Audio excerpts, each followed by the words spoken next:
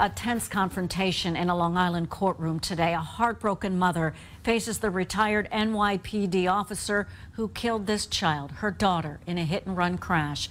CBS 2's Carolyn Gusoff was in Mineola for the emotional sentencing. Remorseful and apologetic, Michael Alardo, single father of 4, retired New York City police officer, is heading to prison. I'm going to speak in the courtroom.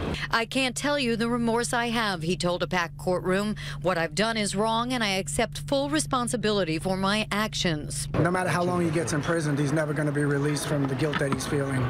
I know that the only thing that he genuinely wants is to be forgiven by the victim's family. Alardo was behind the wheel and fled after fatally striking 13-year-old Brianna Soplin. At first, he claimed he thought he had hit a construction cone. Soplin's mother says apology not accepted.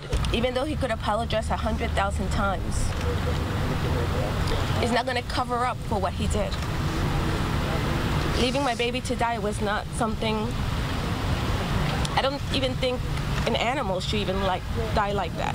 Brianna, who had Down syndrome, was crossing treacherous Hempstead Turnpike midnight June 15th after wandering out of her house. Her relatives, with T-shirts and posters bearing pictures of her smiling face, say they believe Alardo was drunk, something he denies. Brianna's uncle is also a cop. No matter how drunk he was or whatever he said he was, he had to stop, because that's what we police officers do. We help those in need.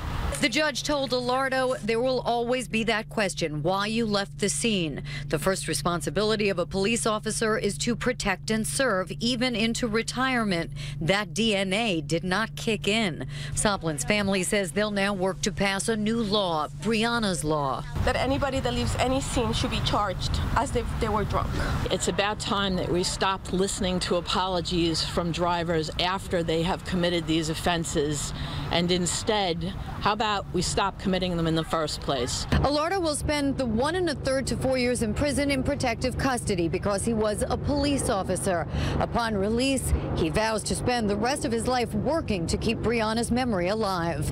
In Mineola, Long Island, Carolyn Gusoff, CBS 2 News. Nassau District Attorney Kathleen Rice says she's pushing for legal reform that would raise the penalties for leaving the scene of a fatal accident to 5 to 15 years.